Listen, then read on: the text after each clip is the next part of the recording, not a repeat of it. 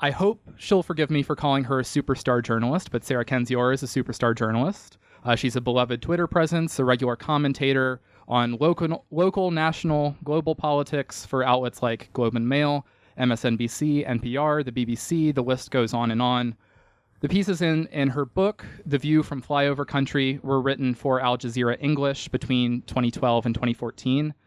When initially compiled as an ebook, they became a bestseller in 2015, and now in paperback form, they serve as a key marker of the pre-Trump presidency moment, and at the same time show all the problems that have continued and increased since late 2016. It's, in my mind, also just a treasure as a very rare book by a journalist that's actually comprised of journalism stock and trade, the short form piece. So also, everyone, I don't want to sound crass about this, but the book is $12.99, so please buy a copy.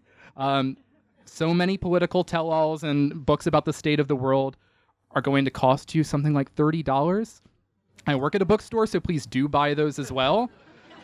But there's a chance that those claims and revelations in those books might not seem as revelatory even by the time that the paperback comes out, whereas these pieces have really stood the test of time for several years now.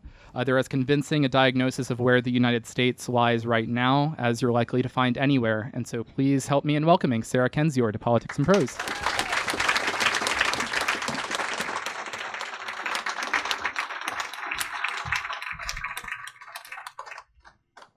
Hello. Hello. Anyway, the subtitle of your book is Dispatches from the Forgotten America. So you've also mentioned the term neglected America. And so I wanted to know your thoughts on the difference between those two terms and what they each mean to you right now. Right. I think neglected America or abandoned America is probably a more apt term for what I'm talking about, because that term forces people to have accountability for the sorts of issues I discuss in the book. This book covers a lot of ground. It talks about politics, it talks about the economy, it talks about media. But the main thing that it discusses is the erosion of social trust and the breakdown of institutions in America in general. And those things don't just happen magically. There are people who are responsible for that. There are people who could have helped fix that. There are people who need to be held accountable for that. And that's why I think neglected is better. And also, of course, Trump tried to co-opt this forgotten people narrative. It's a very misleading one. And, I think he's using it in a damaging way.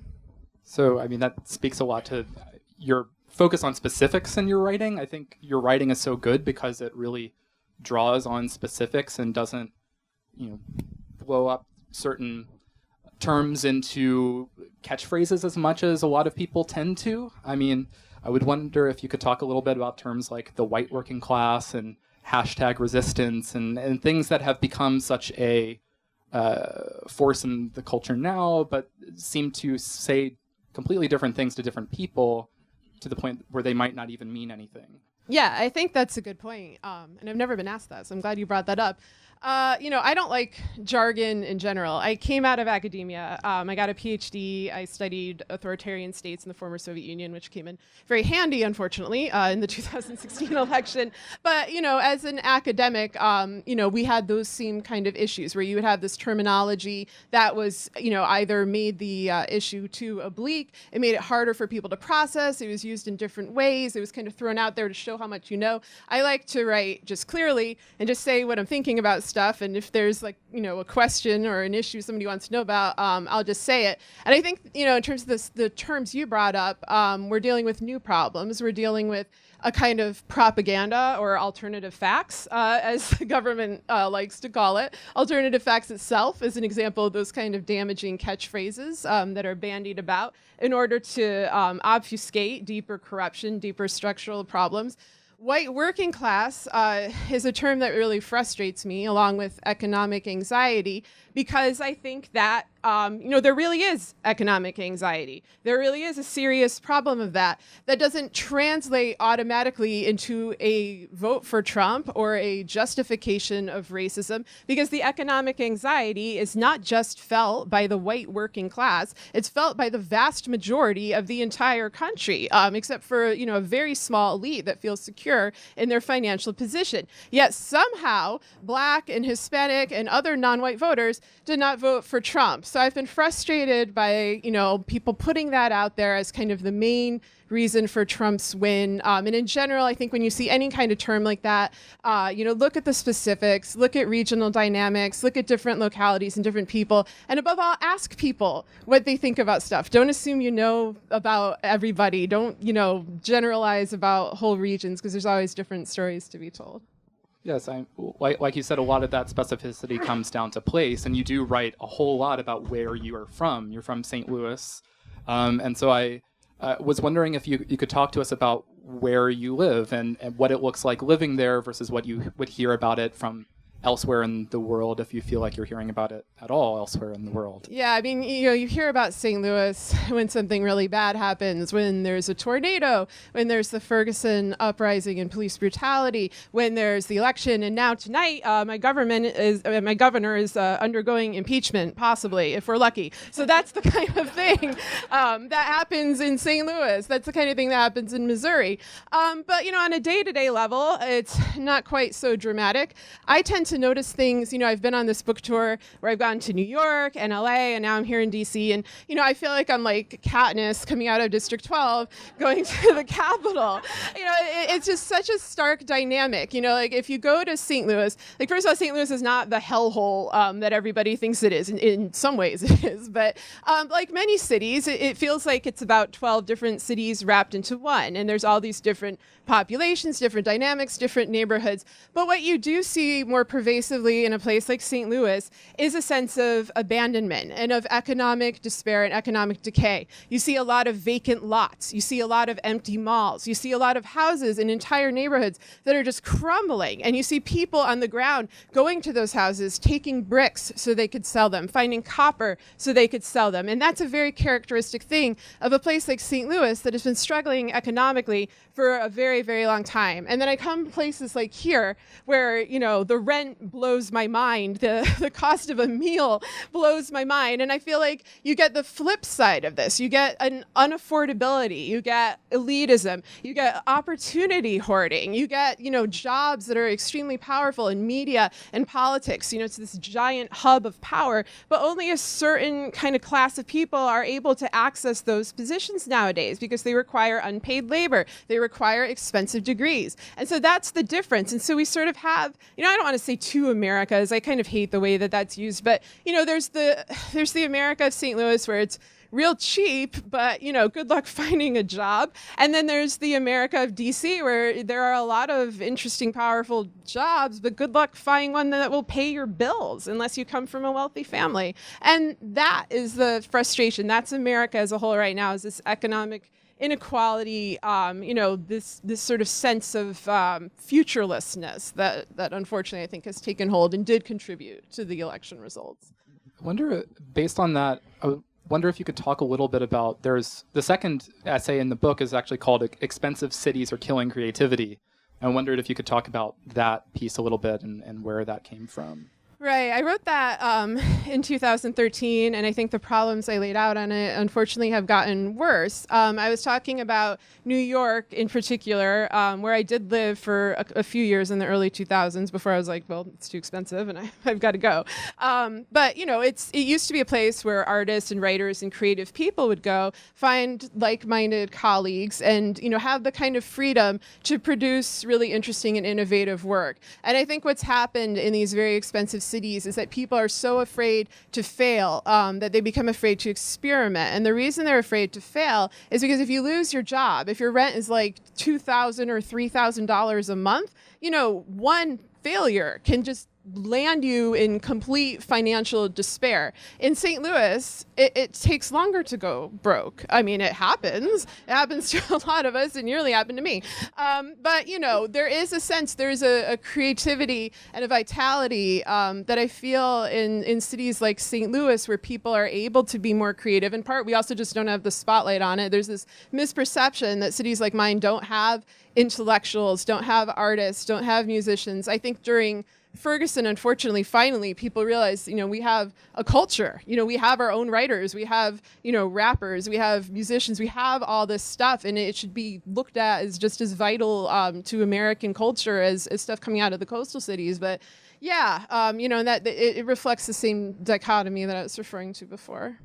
So much of your writing is about economic disparity, specifically in some cases the way that the cost of higher education locks people into or out of jobs, but or out of the conversation at large as well. And I wondered if you could talk about not just how that impacted the last election, but there's a great piece in the book where you talk to a friend who is a friend from academia who mentions, what if JSTOR, which is a big academic database for articles, what if JSTOR were public? And that not just it doesn't just keep people who are not in academia out, but it also makes experts hard. It's hard for them to get what they think others need to hear out. So I wondered if you could talk about the nature of academia in that sense. Yeah, I mean, everything you're describing refers to this real insularity of academic culture. And I have articles in the book about regular college degrees, but also about graduate degrees, because I had come out of my PhD program before. In terms of JSTOR, what he's referring to is this paywall process where when academics produce their research, which is often very helpful, research on things like widespread corruption, how democracies become kleptocracies, things that are very useful to know and get some social science guidance on that, are behind paywalls. And these companies will charge you $20, $30 per article. I mean, this is like a time where people don't want to pay like $1 to get the Washington Post, so it's very unlikely that anybody is going to shell out for academic work that has value. I do think that since I wrote that essay, that's changed a little. I think that you're seeing more social scientists and academics in general participating in the public sphere, not trying to hide their work.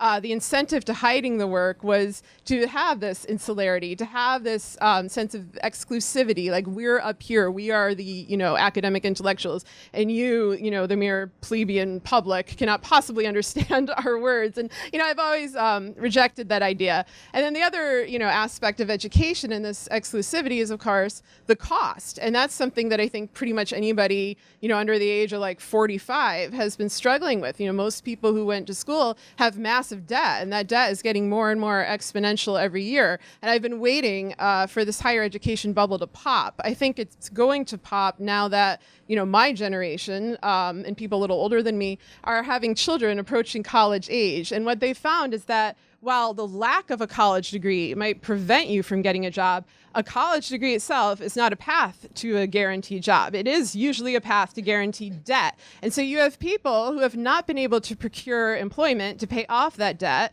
and they're still paying it, now having children who are about to go to college, and then they'll have to take out debt that the parent will probably take on, so they'll have double the debt. And then the child has a very uncertain future in this America. And we're kind of approaching this point, and that's when I wonder if the whole system, well, I've been wondering if the whole system's going to blow in a number of respects for a number of different reasons and in a number of horrifying ways. But in terms of higher education, I think it's a bit of a chickens coming home to roost situation. I wondered if, based on that, if you could talk a little bit about the nature of labor organizing in the country today. I mean, I've been kind of lightly following the efforts of journalists to organize, but also obviously there have been many teacher strikes recently that have been rising and rising. And I wondered if you've been following any of that where you live, but also in the nation at large. Yeah, definitely following it where I live, because in Missouri, they just arrested about 80 people who were striking on labor issues in Jefferson City. And this is pretty unusual. This is something that's alarming me in the era of Trump, because I covered the labor wage movement, what most people know as Fight for 15, the, mostly fast food or service workers strike movement for a long time. And I've been to a lot of these protests in Missouri, and very few people were ever arrested. Usually the police would kind of stand by. The police in Missouri can be absolutely brutal, as I think everyone has seen on cable news. But that brutality is usually directed at anti-police brutality protests, where, of course, they're denying how brutal they are by tear gassing people and hitting them with batons. They usually don't crack down on, fast food workers and nurses and low-wage workers who are striking. That's what they're starting to do now in the era of Trump. And so that alarms me. I do think that, all these decades, and especially now we're on basically the 10th anniversary of the Great Recession, have led to a feeling of economic despair that has increased labor participation, has made organized labor something that wasn't just a memory from our grandparents' era, but something we really need. People are recognizing the value of unions. They're reclaiming that right. They were really starting to work and organize in that direction. And you're seeing it, in these teacher strikes, which of course, again, are in quote, red states. And I'm glad people sort of recognize that a red state is not like what you think it is. I live in Missouri and we have people who are fighting, for these rights. It's a mix of people. I think every state is basically a purple state. I wish that these protests were covered more, the teachers' protests. I think they're very significant. I feel that way about all the protests that have happened before Trump came to power, but especially since, these historic protests like the Women's March, which again is kind of played down. I feel like when women take to the streets, it's not appreciated that much. And most service workers are women, most teachers are women, and hopefully people will give this the coverage and the respect that it deserves. I was wondering if in the years leading up to the last presidential election, you saw any particular moments that seemed like bellwethers of what was ahead, even if that doesn't necessarily mean Trump becoming president, but of the times where we're living in. I'm thinking of Occupy Wall Street, or anything else. I was wondering if there. Yeah, I mean, I feel like we had this kind of perfect storm that arrived with the election of Obama, but was not caused by the election of Obama, where you have the recession in 2008, you have Facebook and social media also kind of taking the country by storm in 2008. And you have, two wars that we're now trying to get out of at around 2008. And I feel like the breakdown of the economy and the lack of any accountability or punishment for those who tanked the economy was incredibly significant. That's what led to Occupy. That frustration is still there because these same people, they're now in the Trump administration. They now have governmental power in addition to just corporate power.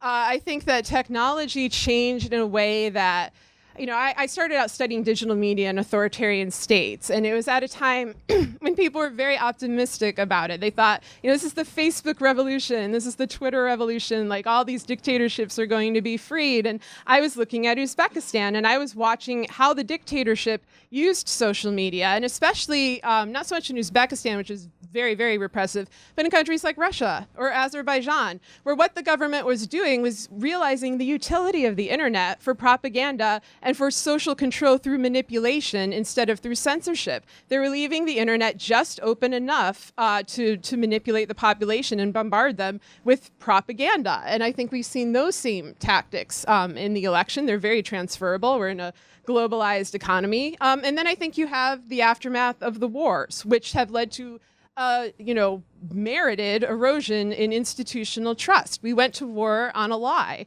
We went to war on falsified information. And we're still dealing with that. There's the famous quote from Karl Rove about how we invent reality. We're history's directors or actors, and you're just like little pawns in our game. That's not the exact quote, although the exact quote is in the book, so buy the book. But, he just flat out said this, and this was well over a decade ago. I think this was in 2004. That's the philosophy of the most extreme people in the Bush administration. It's definitely the philosophy of the Trump administration. It's one that disempowers people and requires no accountability and no responsibility from elites. And that's very dangerous. That's a philosophy you should just always, always reject, because that's the philosophy that can lead you into outright autocracy. So kind of on that note, I was actually wondering on a personal level how you transitioned from academia into journalism, and how the things that you were studying in terms of authoritarianism across the world and throughout history transitioned into your covering local politics, national politics, etc.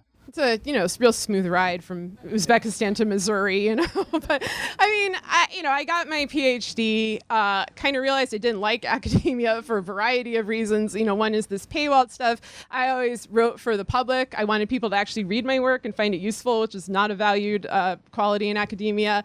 There also weren't any jobs. It wiped out the academic job market. My field of anthropology lost about 50% of its positions in 2008, and they never came back. And so what most people do in academia is they work as adjuncts, which is like professors that get paid by the course, usually about $2,000, $3,000. If you're lucky, you're making about $20,000 a year teaching all the time. I had 2 small children. My babysitting costs would have outweighed doing that. So I just was like, this is not a career for me. And I had been recruited at that time to write for a variety of places, including Al Jazeera English, where my editor just gave me unparalleled freedom to write about whatever I wanted. And so I started out writing about Central Asia, but then, these issues of corruption and injustice and politics and technology that I was studying in Central Asia were applicable to the United States. And so I said, can I pitch some pieces about the US? Like, I want to write about these institutional, breakdown that I'm seeing on the ground here, especially in a place like St. Louis, especially in a state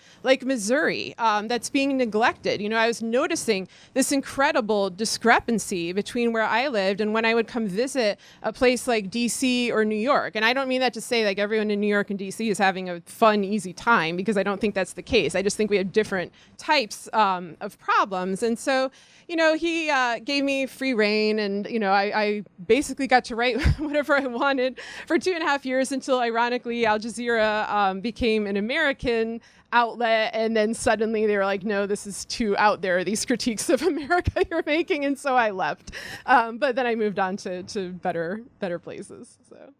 So by the time that this came out as an ebook, I mean, obviously it caught on at that time, and I was wondering, since then, how has your role as a journalist, but also as a social media presence, how has that caught on? I guess. I mean, that's kind of a hard question for yourself to answer, but.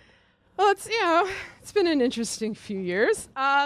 Like what I'm kind of known for now is my desperate and futile attempt throughout 2015 and 2016 to convince the country that Donald Trump was a viable candidate, that he was going to win the primary, that he had a good chance of winning the general, and that if he won, he was going to rule in the vein of a Central Asian autocrat. About 2.5 years ago, I wrote an article called Trump Man Bashi, which was a nod to Man Bashi, the former megalomaniac dictator of Turkmenistan, where I kind of ran down the parallels. And the main parallel is kleptocracy, is the abuse of executive position to enhance your personal wealth.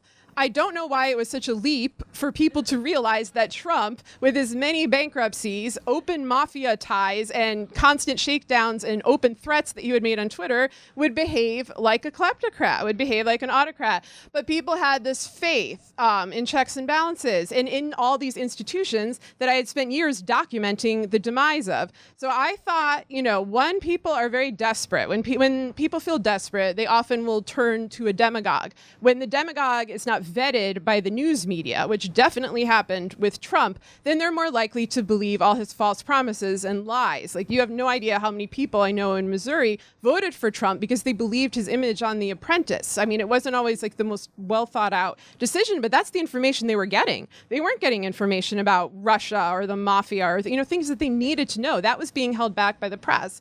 And so, that unfortunately made me a popular figure online, like kind of someone said as like Cassandra of Trump land, or, your account terrifies me, but I like it, or, you give me nightmares, but I can't live without you. I mean, it's been really, really strange. I think I'm the first Uzbekistan specialist to go on Seth Meyers, so, yay, PhD. I mean, everyone was like, what are you going to do with this PhD, Sarah? And obviously the answer was I will use my knowledge of Uzbekistan to examine the presidency of Kremlin asset Donald Trump once he wins the election.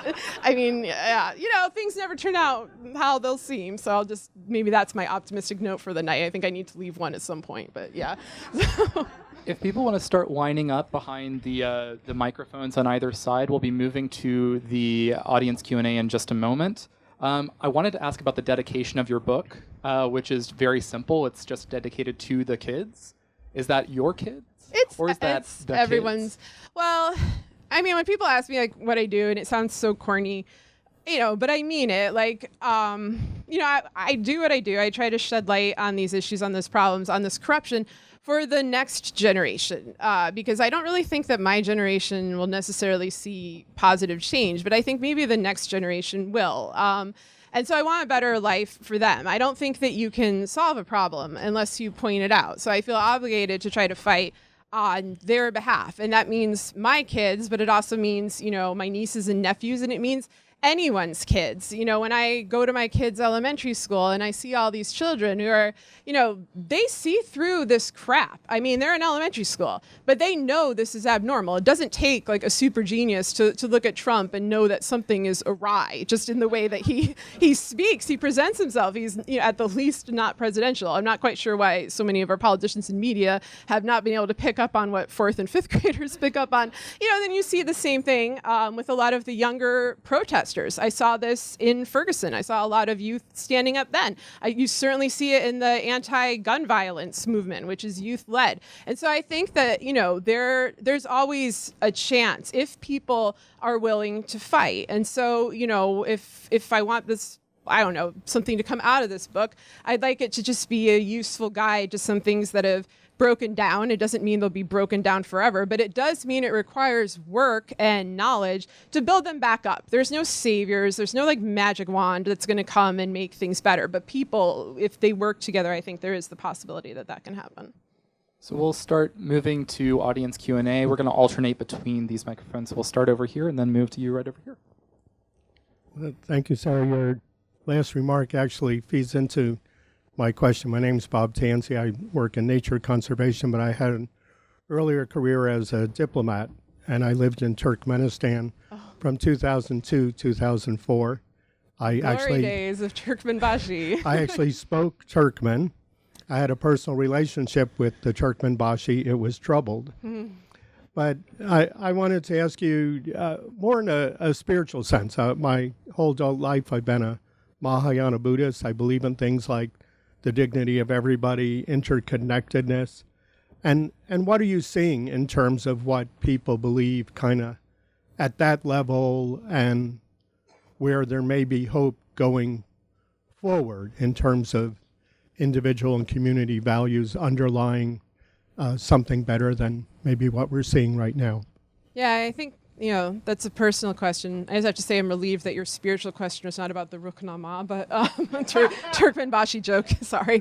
But, I think everyone, they follow their own path. I mean, we've obviously had a lot of discussion in this country about religiosity, piety, the exploitation of piety by people like Mike Pence. But there's also, spirituality as a positive force is something that can bring people together. I do think that, community is important. Whenever people are asking me like, oh my God, everything's awful, what do I do? I always stress, look locally. Like, don't just try to change things on a big national level, take on these enormous problems. There are ways you can make concrete differences in people's lives if you reach out to your own community and approach them with compassion and empathy. And I think, that if anything, is the road forward.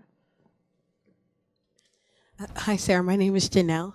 I had a question to ask you in regards to how you've covered Trump's autocratic tendencies. I'm curious to know, let's say hypothetically he were to be the president for 8 years. Impeach me. Sorry. What do you think the probability of, would be of him trying to say, hey, I've been president for 8 years. How about I extend it longer, considering all his recent joking about that? Yeah, I think you should take those jokes seriously. The main reason I think Trump would not extend the term is because I think he might die before, because he's just an old guy with terrible health habits. And I also think it's possible that people might be frustrated with him, because what we basically have is a criminal syndicate occupying the White House. Politically, they're an autocracy, but their main goal, what kind of drives their moves, is greed, is the accumulation of money. A lot of things can go wrong there. Right now, they're cutting all these kleptocratic deals. It's working out pretty well for the Trump family. family. What usually happens if you look at kleptocracies, and you certainly see this in Central Asia and in Russia, are a bunch of elites kind of scrambling at each other and cutting each other out. And I could eventually see people getting pretty fed up with Trump and Kushner and pushing them out. That's still a horrible situation because that means we're not living in a democracy. That means they're living in a country where resources are just sort of stripped down and taken by a cabal of elite kleptocrats. I think that that's a possibility. The other thing that worries me about Trump and like the 8-year or more plan are stuff like wars, nuclear war, which he has been fond of and has said he's, in favor of preemptive nuclear strikes. That's something that genuinely frightens me. And also just systemic problems like climate change that, are not being resolved. We needed someone to actually work on them and resolve them, and will lead to new kinds of crises that we haven't seen before. So I don't know. I mean, I hope he gets out of there. There's also the possibility that he just gets fed up with the whole thing. Like, if he's actually not making money and is really afraid of going to jail, he might just hit the road. But then, I mean, seriously, he might actually leave and flee. But then, you have the danger of a successor. And so, I guess if I want to leave a message here, Trump is a problem, but Trumpism and authoritarianism and white supremacy, these are all problems that can be encapsulated in another person who is maybe smarter, maybe slicker, more bureaucratic. So you got to watch out for all these people and not just Trump. So sorry, that's a depressing response. Thank you. But he might die. So. Hi. So when you're talking about institutions, that is very striking to me because as a recent college grad, most of my peers voted for Bernie Sanders in the primary and potentially in the general, but that's a whole thing. And the reason that most of them gave was that Hillary was exactly the same as Trump, which is, again, a whole other thing. But what that really reflected in my questions was that people were generally just very fed up with the institutions that we have and how they've kind of been capitalized. And so you can see that in the rhetoric towards Democrats, especially Nancy Pelosi. There's a whole lot of sexism in there too, but et cetera. And that got me to thinking about how it is very difficult for lots of marginalized peoples to trust in the institutions of America because they are built on white supremacy. They are built on misogyny and homophobia and xenophobia and, go down the list. And so as best case scenario, we come out of this in X a number of years and we start sort of rebuilding, I guess, our country. And I don't mean that literally, hopefully. But in your opinion, what are some ways that we as a country, and not just as, landowning white men who owned slaves, how can we build a better country whose values and whose institutions actually reflect the most marginalized people? Right. No, that's a great question because, some of the stuff that Trump is doing in this administration is new. A lot of it is just building on, foundational flaws and atrocities that have been baked into the U.S. Since the beginning. A lot of authoritarian policies were passed under our democratic pretenses. Jim Crow, slavery, genocide of Native Americans, internment camps. I can go on and on. So what we have now is an administration just bringing those things back.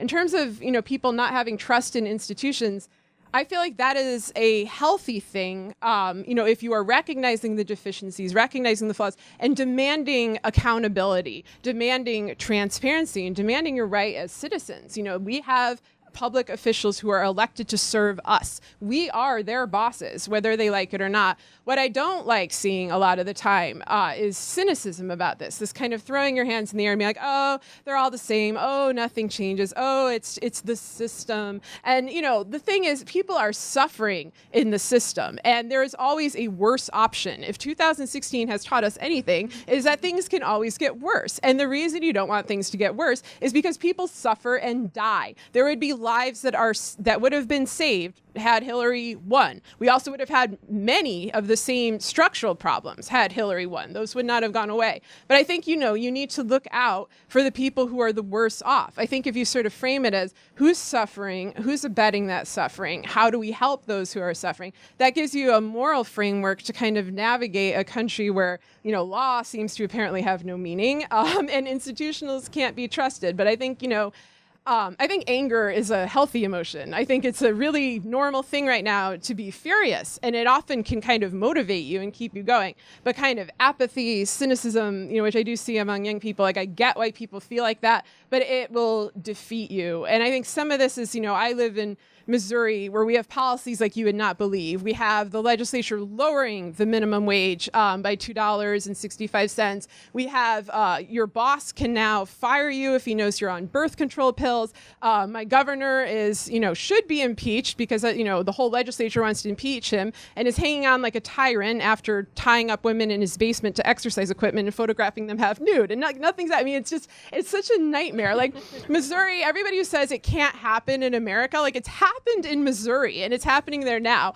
And so I have this sort of perspective of, okay, like our Democrats are problematic. They're not great. But when you got the GOP running this stuff, it really can get a hell of a lot worse. Like I would like our minimum wage to go back up, for example. That made a concrete difference in people's life. So yeah, I think, try to alleviate suffering, I guess would be my guide, and work together collectively in that and stay mad. So.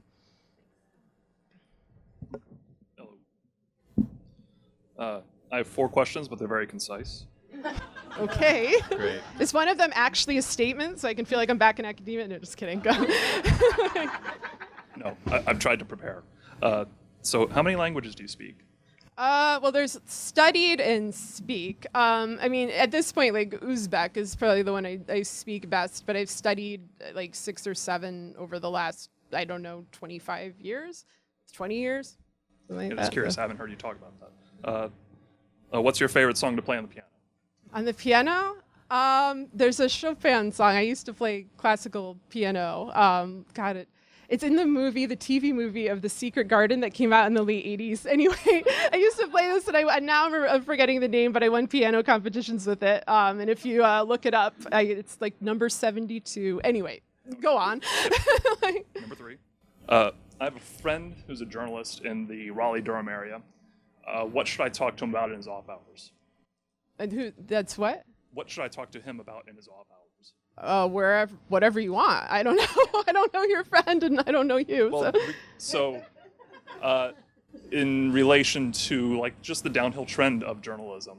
I would hear him out about what he's going through and what kind of problems people are facing. I brought up the media before as being kind of complicit in Trump and didn't really say why. Why is that they don't have any money? And because that's another industry that's really just tanked since the recession, but also beforehand with the rise of the internet. And so you see a lot of people morally compromising themselves in order to stay in there. But, everybody's got their own story, and I don't know what he would be going through, so I would just hear him out.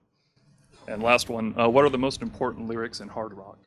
Oh, everything Guns N' Roses did. I love Guns N' Roses. So, because the person before me on this side also asked like 50% of my question, I'll change it up a bit. From your perspective as an authoritarian scholar, so I worked on a documentary recently about a guy who saved Jews from the Holocaust from a country in Eastern Europe that was sandwiched between the Nazis and the Soviets and chose to join the Axis. And then the Soviets used his actions in saving those Jews against him at his trial in order to deport him to Siberia. And just this morning, before I even knew you were going to be here, I saw that this municipality where he was from just put up a monument with like an iron cross on it that immortalizes the soldiers who died fighting the Soviets. And so to me, like, that's an instance of cultural rot preceded by several decades of institutional rot. So from your perspective, I'm wondering if you have any examples of countries that have culturally rebounded from authoritarian rule. Yeah, one of the things that's depressed me about recent world events is that we have many countries that rebounded from authoritarian rule and are now going back to authoritarian rule. In the early 90s, with the collapse of the Soviet Union, about half the Soviet Union stayed authoritarian. Certainly the areas I studied in Central Asia did. But, the Baltic states, they've remained democracies, and the Warsaw Pact countries became democracies and, were able to reclaim their religion, their language, their culture, all these things for the first time, operate independently. Now some of the most repressive countries in Europe are those same states. Certainly Hungary, Poland has moved in that direction. And I think, Russia has rebuilt its relationship with them, which is just unbelievable. They were the people who had sent tanks in the Soviet era. And so, it's a back and forth process. That's why I think you can never take any of our freedoms for granted. Last year, because I had predicted Trump, I got invited to all these countries around the world who wanted to know, will we meet this unfortunate fate? And I was like, yeah, you possibly could. I'm not going to be invited back, I think.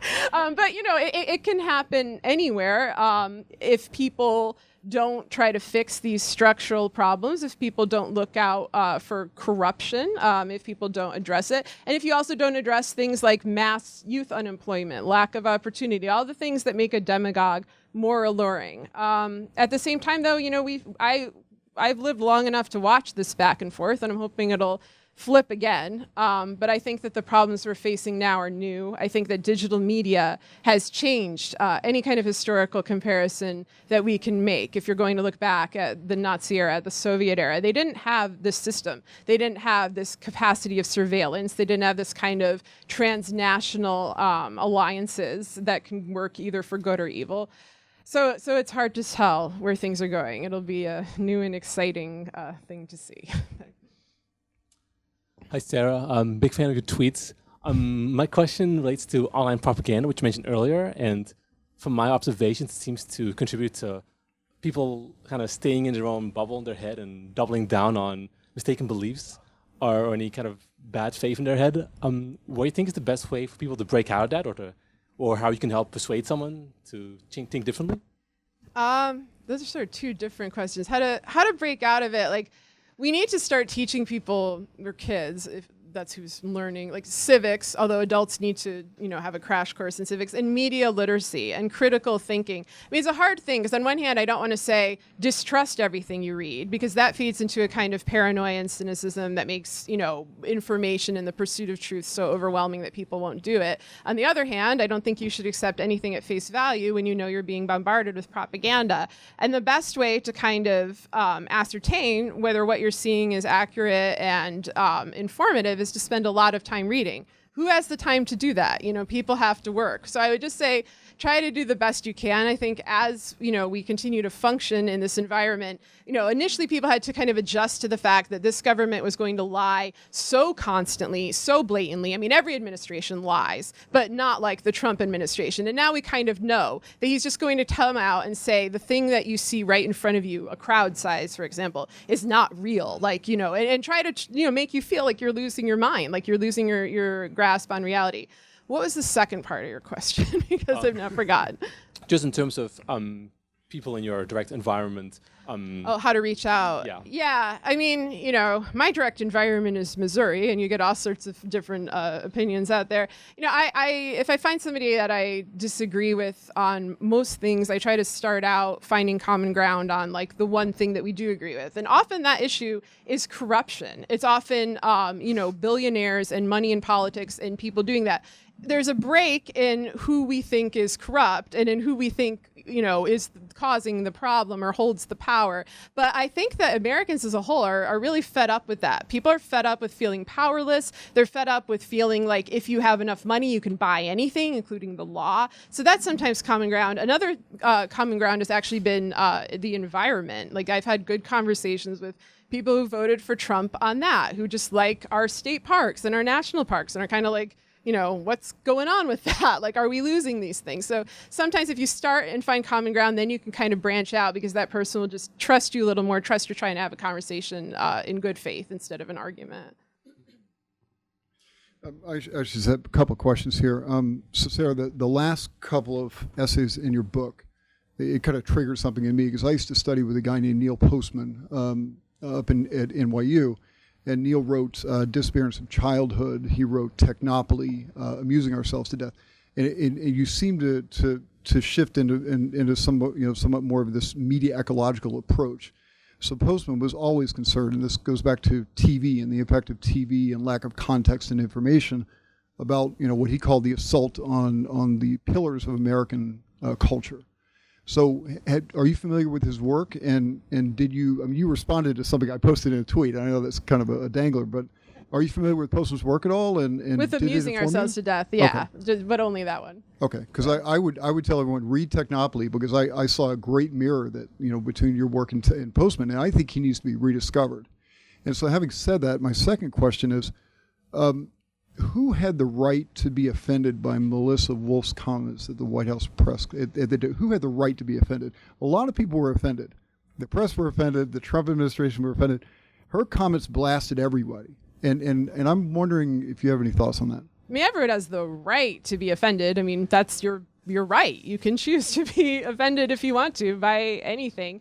I think there's so a lot let me rephrase. Were you offended by her comments? No, I thought she was great. Okay, that's what I was trying to get to. Thank you. I liked her.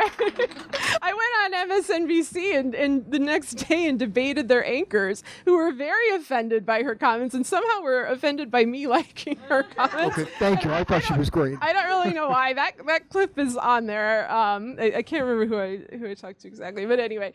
I thought, the press was offended because she attacked them. I don't think it had to do with the Sarah Huckabee Sanders stuff, although there is this kind of brigade of access journalists who will do anything and just, kiss everybody's ass. And I don't know what the purpose of access journalism is. When you're perpetually lied to, when you're helping a kleptocracy thrive, why would you do that? You should be helping the public. You should be informing the public. They don't want to do that. I think that Michelle Wolf really held them to task and was saying, hey, this is actually pretty good for you. You're making your money now. You're getting your clicks. You're getting your cash. And I had warned about that situation myself way back in, February 2016. I wrote about this, mutually exploitative relationship that Trump and the press had entered into. And I talk about this, but I think there's kind of a DC political class that doesn't like to talk about this out loud. Like, she said the quiet part out loud. I thought it was very funny. I thought she was very funny. I'm totally going to watch her show, so she's a new fan in me. But I might be, I don't know. Some other journalists did like it, but it was interesting to see who didn't. I'll just put it that way. Great, thank you. So I think one of the good things that have come out of this whole mess is the misogyny denial has a big crack in it in this country. And you were talking about your desperate and futile attempt to get the country to listen to you prior to the election. And my question is, do you think your work would have gotten a different reception if you'd been a man? Oh, absolutely. Absolutely. I mean, the adjectives that people would use to describe me, hysterical, emotional, like, I'm not that emotional. If anything, I'm kind of known for being a little bit cold, but to my friends. And if a woman is saying it, they will take it less seriously, and they'll think that you're having some sort of personal freak out. It doesn't matter how much expertise you have. It doesn't matter, that you're going off of Trump's own comments, off of things in the public domain that can be objectively examined. It has been the other thing, and I don't mean to generalize about men, but I think if you're a white guy from a wealthy background in a kind of insular protected profession, which I would say kind of describes the DC media, you're looking at things like a horse race. You're not looking at things about how people experience them in everyday life. You are less likely to think that the system is going to crash and burn because you yourself are so much in that system that you can't kind of see it from the outside. And I think women, generally speaking, we see things from the outside more, and we're often put in these roles as caretakers, as people who kind of have to envision what is the worst thing that can happen at any given moment to prevent it. And so people will interpret that as pessimism. I don't think it's pessimism. I think it's pragmatism. And I think that a lot of the activism you're seeing coming out of women's movements, and I do think that women are dominating, the protest movements and the on-the-ground activism and the election campaigns and all this stuff. And it's often kind of low-key. The media doesn't always pick up on it, is because of that necessary pragmatism. It's like, well, we got to just deal with this. We can't just imagine and theorize. And, and there are men doing this too. I'm not trying to trash men. There are lots of men who are, very active in this as well. But I do think there's a tendency for women to assume that the worst thing can really happen because so often it has happened to us. Yeah. Hi, Sarah. Thanks for coming to DC. It was related to the last gentleman's question. so it's probably partially answered, but I just wanted to understand it a bit more clearly from you. On sort of access journalism and how you've kind of railed against it recently, and a lot of it's come to the fore from the Michelle Wolf stuff, and then also I've seen it in the sort of way in which your interviews with Mika and Joe, weren't they looked on the edge of their chairs during it. Why does that exist? I mean, I come from the UK. You can probably hear. I've been here for 10 years, and I've tried to look everywhere, and there doesn't seem to be a culture of attack dog journalists or reporters who will ask a very aggressive question, and they'll be lied to back, and there's just no follow-up. It's all softball after softball after softball. And you must know, people like Jeremy Paxman, he's very irritating in some respects, but at least there's a sort of holding to account element. And is it because of this sort of access journalism? Is it just general reverence for elected officials? What is it? Why does it happen? It's frustrating because, I mean, the only thing I can kind of see that the access journalists are getting out of it is careerism, opportunism. Right. But that's a short-term view, because when you are moving towards towards an autocracy, which we are, freedom of the press is not going to be around. Like, you'll get your book out and then maybe someone will burn it, and then that will be the end of you. And access journalism is only useful if you're willing to burn that bridge at the end, if you're willing to get on the inside and then inform people about what's actually going on, and then of course you lose your access. I don't know why they're so cowardly at those White House press briefings. They have lots of opportunities. I mean, part of it is like trying to get the truth out of Sarah Huckabee Sanders is a pretty futile enterprise. But those press briefings also serve another purpose, which is to pose questions that the whole American public can hear and kind of know what are the pressing issues that we need to understand. Some journalists, there are a few that are pushing back, like April Ryan is one that pushes back. There are some that are trying to hold them accountable. But it's frustrating. And I think, you do have people who are basically functioning as court stenographers and propagandists of their own choice. You also see a lot of journalists being threatened. You've seen Trump try to blackmail people. I mean, Mika and Joe frustrated the hell out of me during the campaign. I mean, they really bolstered him up. He was threatening and blackmailing them on Twitter. He was like, I'm going to tell everyone, your secret stuff. What kind of confused me is that we all knew their secret, that they were dating each other. Yeah. It was like the worst kept secret. So I don't know exactly what he had over them, but he had something on them. And that's alarming. His threats on the press are real. And as much as the access journalists and the kind of, sycophantic elements of the press annoy me, we need to unite as one in the media, because the threat to the First Amendment is very real. And I wish that people realize that and weren't trying to basically dig their own grave by facilitating this regime. So, but is it going to happen? I mean, that's the thing. You don't really see any evidence of it. Still sort of fighting over each other to ask a question. It's like they have these moments of revelation when something really atrocious happens, like when Charlottesville happened, when Comey got fired. There's a sort of moment of like, oh my God, it's real. It really is an autocracy. He really is a white supremacist. I mean, the fact that it took them so long to say that Donald Trump is a white supremacist, that Donald Trump is corrupt. I mean, these are not revelations. This is stuff I knew when I was like 9 years old, and like the Central Park Five were, out getting pillared in the press, and Trump was going bankrupt like every 5 minutes. I mean, this is not shocking information. They all should have known that. Sometimes I'd be challenged by these journalists. I'd say things like, Trump has actually had a relationship with Russia in the Soviet era and then also in the 90s, and they funded a lot of his businesses. And they're like, that's a tinfoil hat conspiracy theory, Sarah. Where are you getting that? I'm like, your paper from when you used to report things in the 80s and in the 90s. Like, it is all there. It's in the Village Voice. It's in Newsweek. It's in the Washington Post. There's just a refusal to see it. And I don't know whether it's fear or favor. And I don't know when it'll change. I sometimes feel like it might change when they realize it's really too late. And that is a frightening prospect. Thank you very much. Just gauging time, we might only have time for the next 3 questions. Just wanted to put that out there. Hi, Sarah. My name is Randy, and I wanted to first off, I'm a fellow Midwesterner and a fellow anthropologist as well, so I wanted to thank you for putting the things that I grew up seeing, far more eloquently than I could have ever tried to, so I have something to point at now. So my question is, throughout your book, and I think this is a really serious issue, is the concentration of elites in important institutions such as academia or journalism, where you're being priced out if you don't come from a wealthy family. We're in this era now that it's been described as a second Gilded era. I think it's more appropriate to call it like a F you, I got mine era.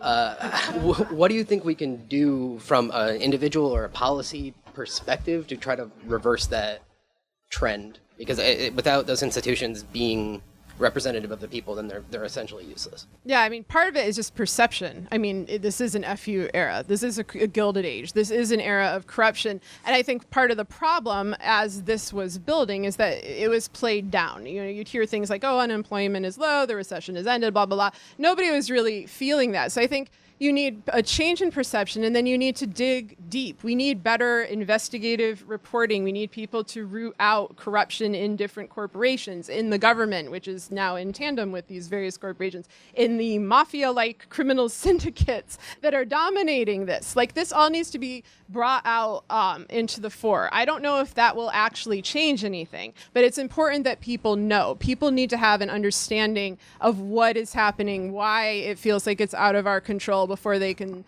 do anything to solve it. Although one thing is, if you want to try to make a change, again, look on a local level, because you're more likely to reform like your city council than you are to reform the White House or something, or a local business versus a giant conglomerate. So that's one way to start.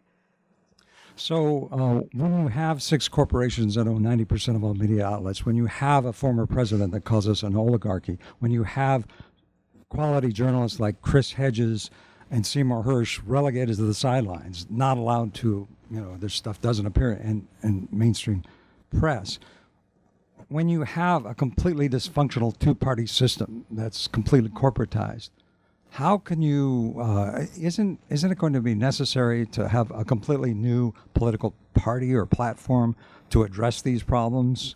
How are we going to stop this race to the bottom otherwise? I mean, I think it's probably likely that over the next few years, over the next decade, new political parties may emerge. I think it's possible that both parties may split. You're already seeing a departure from the Republican Party, and these people who don't, they call themselves never Trump Republicans, and they don't know where to go. And there's also an immense frustration in the Democratic Party. I don't think the two-party system is healthy, but I do think when you have a new party forming, it needs to be an organic process. I get freaked out when I see a sort of top-down building of a political movement, when there are people with a lot of money and power saying, I'm going to start this group, I'm going to do that, because it's the same abuse of power. There's that same possibility. And that's what freaks me out more than any kind of ideological direction, are small groups of people saying, I will call the shots, I will say what we're going to do, and you all are my foot soldiers and you're going to do it. So I'm hoping that whatever changes we see, will be coming from the ground up. And I do think that we're seeing it already, because people are sick of this and people are aware of that. And I think they're more inclined to act because of that. It seems that the Democrats are fully on board with this kind of state of permanent warfare that we've kind of lurched into and show no signs of pulling away from. I think it depends on which Democrat you're talking about. I mean, I think there's, Well, the establishment Democrats. Well, I don't know who that is. I mean,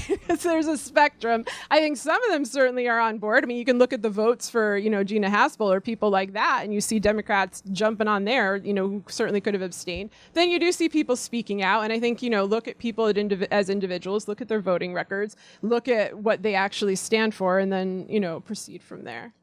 So if we move quickly, we can take the last 3 questions. Okay. So 1, 2, and 3. This is pretty much a yes and no answer, and I kind of fear the answer. But you said that you were the Cassandra over the last election cycle that nobody listened to. Do you think people are listening to you now? Well, yeah. I mean we're very small. We're watching unfortunately, I'm looking forward to the point where they stop, where everyone's like, remember that funny book that was about awful stuff? Where like, my dream is for my kids to grow up, read that book, be like, oh my God, Mom, like you thought things were going to be so horrible and we turned it around. That's my dream, is to go on a date. So okay. Yeah. All right. Hey, Sarah. Huge fan, fellow St. Louisan. Oh, Hazelwood Central 02. So what's always spoke to me most strongly in all your work is your discussion about how you need to have money as an entry point to so many careers these days. Unpaid internships, adjunct positions, non-stipendary fellows. Do you see a way around that? I mean, as a country? in the future? Well, yeah, people have to stop doing it. I mean, actually, there has been pushback against this since the time that I wrote these essays, especially in media. On social media, people began calling out all of these companies. They began raising hell when an unpaid internship was offered, or when there were auctions for internships where you had to literally pay to take a job. Mhm. People made enough of a fuss, caused enough of a scandal that these companies became embarrassed, and so that public shaming can actually be really viable. Lately there's been this, we shouldn't shame people on the internet. I'm like, if you're a giant corporation, you can handle the shame, and then you can change your practices, and that's what I encourage people to do. Hi, Sarah. I'm your cousin. I'm not. This is my cousin Abby. Hello. I'm not going to ask you the silly question I said I was, but first, thank you for making our family proud. But I also wanted to ask, as you know, our great-grandparents immigrated here at the turn of the last century from Poland, which, given the state of the society and the government that they left, what do you think they'd be thinking right now? I mean, I think they'd be really sad, because I remember when I went to Poland, because my grandparents didn't ever go themselves. It was just their parents who came from there. When I went to Poland in the late 90s, it was a newly free country, and you know how my grandma was. She slept with a picture of the Pope next to her bed. She was pretty psyched that I went there and that Poland was the way it was. I think she would be incredibly distressed by what happened to Poland. I think she'd be much more distressed by what's happened to America. I mean, right before she died in 2003, she was maligning the Iraq War, and she was like, Sarah, this is not going to work out how they're saying it is. This is a disaster. Do not listen to anybody about this. And it's not like my grandma was some kind of radical. Like I just said, she slept with next to a picture of the Pope. I was kind of glad she didn't live to see Martha Stewart go to jail. I mean, she's like this nice woman who planted flowers and was really like even-tempered and stuff. But she caught on to this because she grew up in the Great Depression. She grew up, she saw Nazi Germany. She saw these things. And and our grandfather is someone who, they didn't have education but managed to work their way up. And they would be mad that we didn't have those opportunities. So yeah, they would be distressed. So I think it's just our obligation as the new Kendziors to fight this and make it better for, our progeny. And then one last question from me. Who should we be reading? What should we be reading? Who should we be following?